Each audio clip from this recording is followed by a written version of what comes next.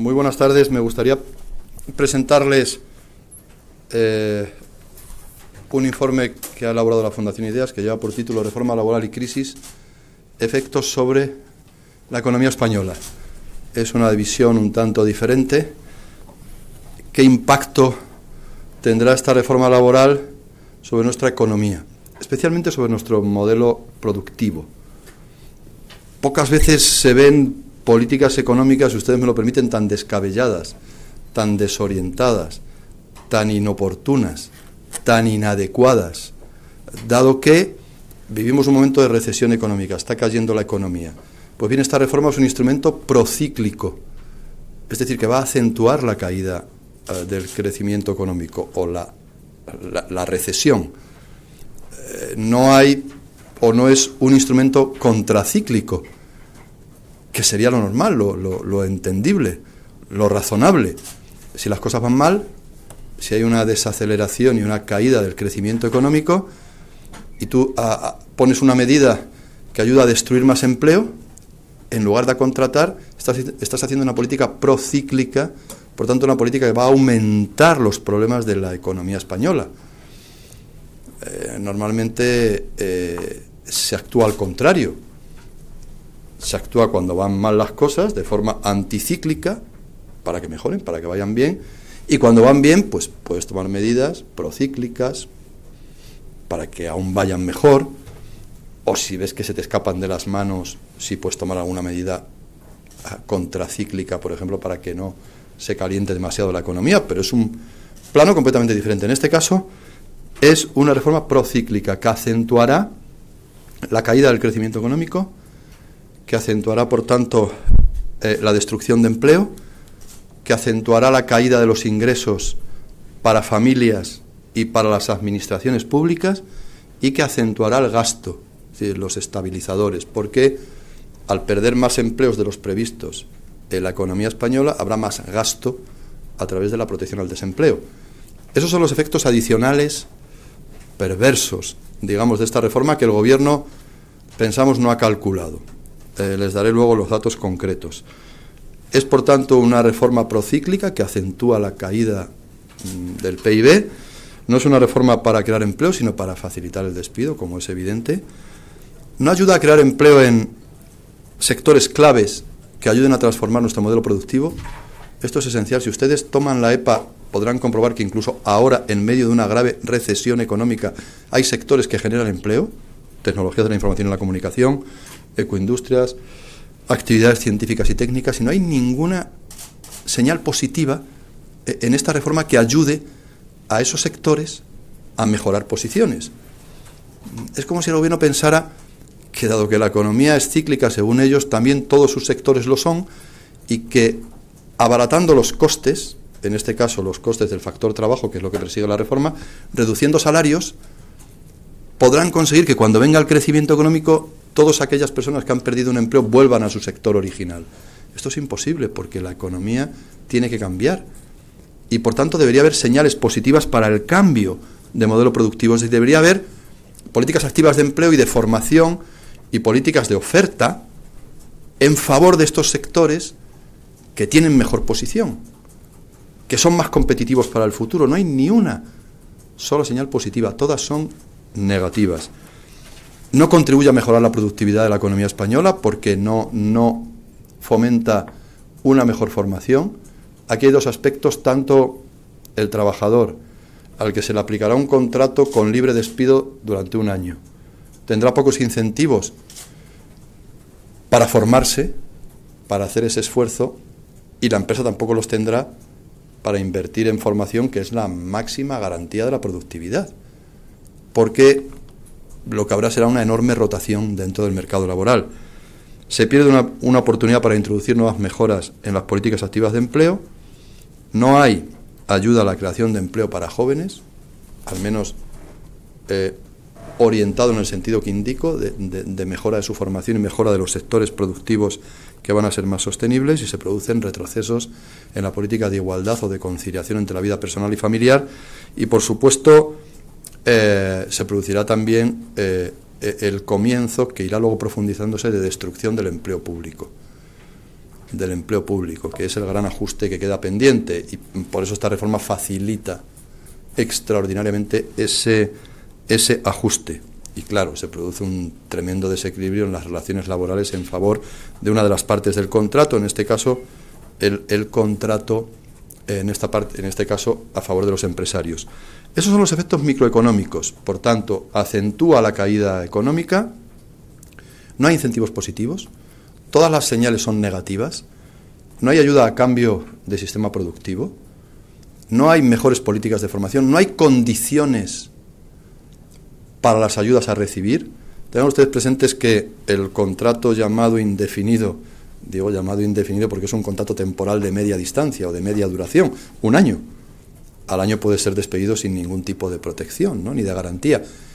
Ese contrato para empresas menores de 50 trabajadores, ese contrato seguramente va a generar una enorme rotación dentro del mercado laboral y recibe importantes ayudas económicas que saldrán de todos los ciudadanos españoles, pero esas ayudas son indiscriminadas, no tienen una finalidad concreta. Podría haber ayudas si se aumenta el empleo, no se exige esto, o sea, no hay una exigencia de que aumente la plantilla, o si se dirigen condicionadamente al cambio de modelo productivo o a la mejora de la formación. Entonces, a nosotros no vemos que haya incentivos positivos para garantizar ese cambio de modelo productivo. Esos son, por tanto, los efectos microeconómicos, y luego están los efectos macroeconómicos. La reforma va a tener 2 resultados evidentes. 1, aumentar el despido, y 2, reducir los salarios medios o una reducción media salarial en nuestro país. Este es un dato esencial y es una consecuencia directa de esta reforma que el Gobierno, bueno, sí conocía, por supuesto, porque lo ha buscado, pero no lo ha tomado en consideración en sus análisis de prospectiva de lo que va a ocurrir en la economía española. Van a aumentar, mejor dicho, van a disminuir los salarios en España.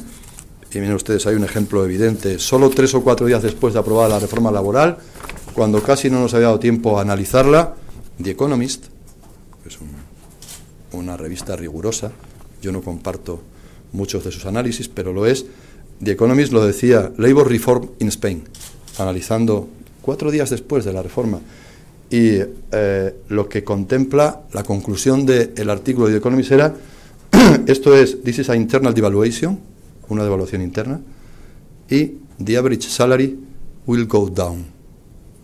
Los salarios medios en España se van a reducir.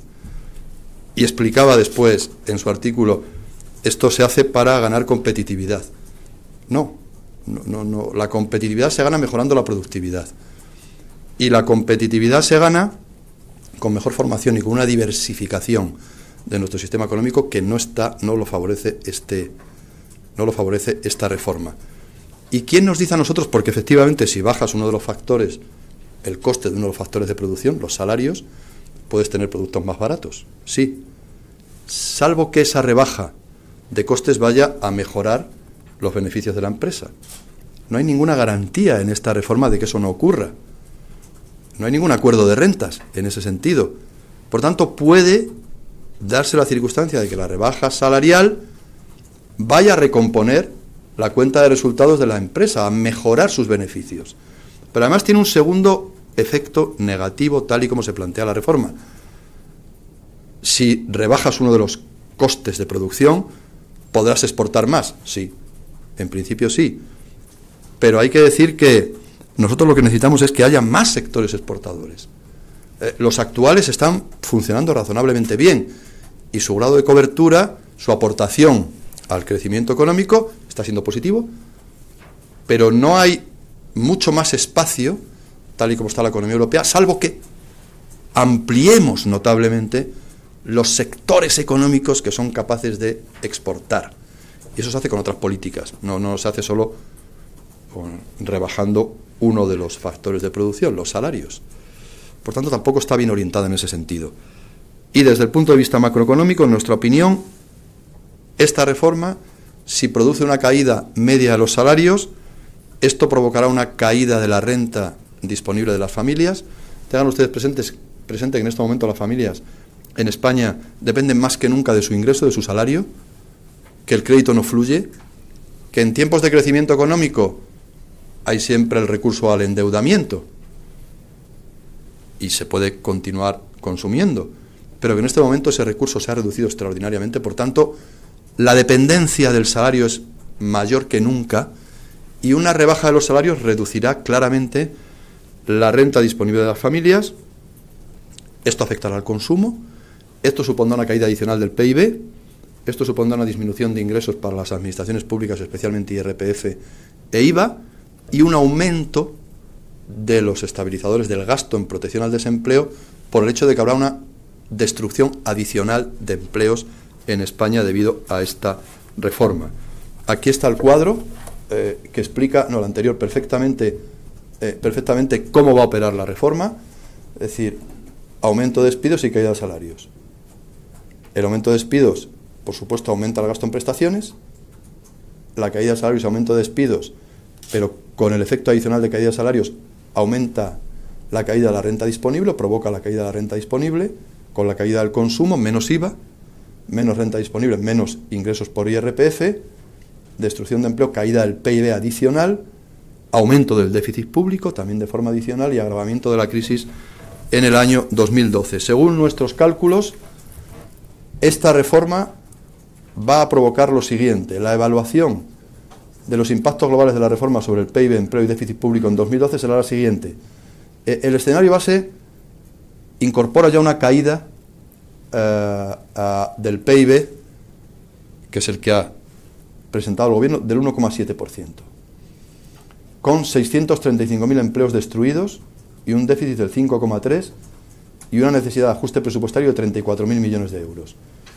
En el escenario 1 que ha elaborado la Fundación Ideas, si se produce una caída salarial, que luego veremos, del 2%, el PIB caerá un 2% en vez del 1,7%, se destruirán 738.000 empleos en vez de 635.000 y la necesidad de ajuste será superior hasta 36.800 millones de euros. Si el escenario 2 se diera, sería un peor, y la caída de salarios fuera del 2,5% en vez del 2%, el PIB caería un 2,2%, tasa interanual 4,7%, la destrucción de empleo sería de 807.000, el déficit un 5,6% y la necesidad de ajuste presupuestario de 37.000 millones de euros. Como ven ustedes, el efecto adicional negativo de la reforma es elevado. Puede llegar a provocar hasta 170.000 destrucciones de empleo adicionales, puede llegar a provocar una necesidad de ajuste presupuestario hasta de 3.500 millones de euros más y una caída adicional del PIB hasta de 0,5 puntos, lo que en un momento recesivo significa un dato muy preocupante, muy negativo. Podemos ver la siguiente transparencia, donde se aprecian estos datos, hipótesis sobre la evolución de los salarios reales. Ya en el escenario base se produce una caída de los salarios reales. La previsión este año de incremento salarial estará por debajo del incremento de la inflación, por tanto ya la tendencia natural es a una reducción de salarios, pero esta reforma, con las facilidades que aporta al empresario para poder reducir los salarios ante la eventualidad de una situación económica difícil, generará una caída adicional hasta del 2 o el 2,5%, dependiendo de los escenarios, en la caída salarial, lo que significará en términos de consumo privado, demanda interna y PIB una caída adicional muy notable que está ahí cuantificada. Y por último, los efectos sobre el empleo. Es decir, si caen los salarios un 2%, y no es descabellado pensar que va a ocurrir, es muy probable que ocurra, se destruirán 738.000 empleos, 103.000 más de los previstos. Si la caída salarial es del 2,5%, entonces se destruirán 807.000, 172.000 empleos más, y nos acercaremos, incluso podremos superar el peor de los años, que fue el año 2009, en términos de destrucción de empleo. Este es un dato muy preocupante para la sociedad española, porque estos efectos son muy negativos desde el punto de vista social, pero también desde el punto de vista económico. No sé si tenemos la la transparencia. Bueno, estos son también sobre déficit, 535556, y ajuste presupuestario de 34.000 millones a 37.000, y creo que no está la transparencia en la que se establece la caída de ingresos, tanto de IRPF como de IVA, pero estarán por el entorno de 3.000 y pico millones, casi 4.000 millones de euros de caída adicional debido a este impacto adicional de la rebaja media salarial en la economía española, en el conjunto de los trabajadores españoles. Resumiendo, pues esta no es la reforma que necesita la economía española. Al ser procíclica, ahonda la depresión, la recesión económica, va a suponer una destrucción adicional de empleo de hasta 170.000, va a suponer una caída adicional del PIB hasta 0,5 puntos, va a suponer una disminución de los ingresos del Estado por IRPF e IVA notable, una caída de la renta disponible de las familias, un aumento de la inseguridad en todos los sentidos, y esos son los efectos macroeconómicos. Son muy malos para el modelo económico español, pero los efectos macroeconómicos se pueden limitar en el tiempo, pero los microeconómicos duran más, los que les indiqué al principio. Para nosotros son peores. Es decir, el hecho de que no haya incentivos positivos al cambio de modelo productivo es un error económico, un grave error económico, porque la economía española tardará mucho más tiempo en recuperarse y tendrá menos capacidad de competir con el exterior y será menos sostenible. El hecho de que no haya pasarelas a través de intensas políticas de formación y cambio de las políticas activas de empleo para que quien ha perdido el empleo en un sector pueda encontrarlo en otro, con incentivos dirigidos específicamente a conseguir ese cambio, también es muy preocupante.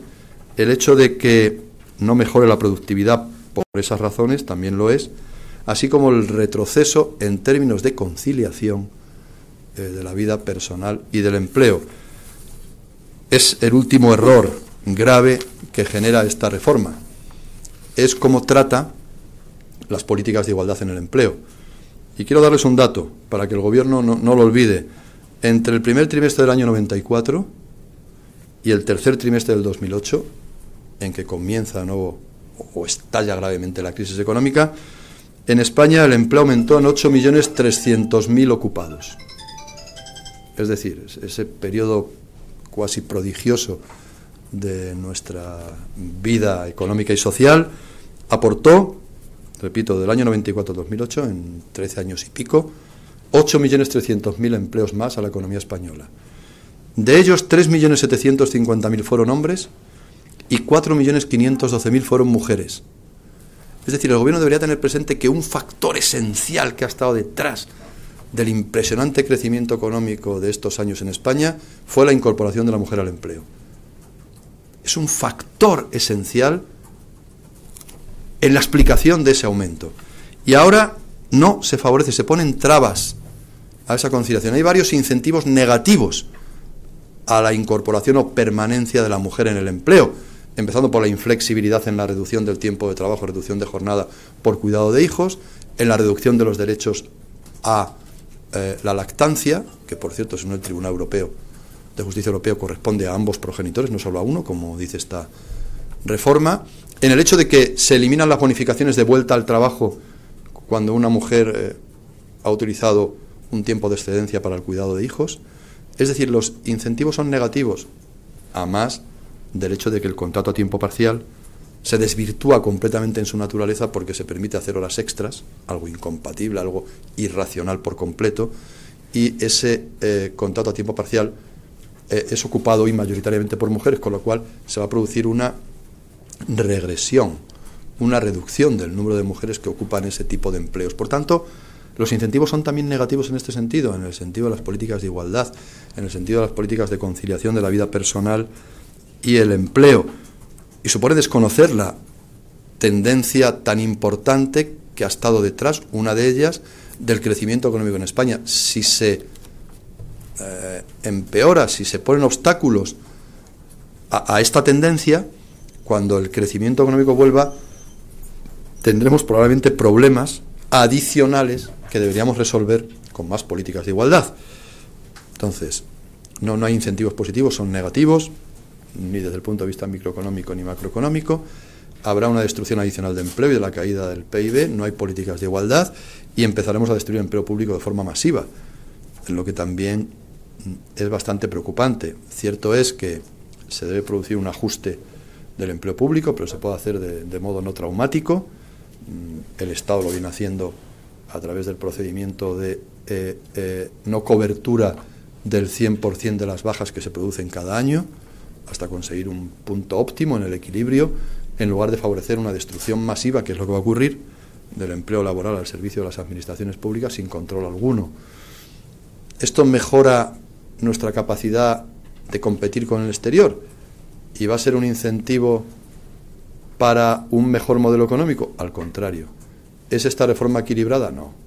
Absolutamente desequilibrada en términos de derechos que perdemos, pero sobre todo en términos de oportunidades futuras que también perdemos, porque nuestra economía va a ser peor. El modelo económico va a ser peor. Y por tanto vamos a tardar mucho más tiempo en salir de esta crisis.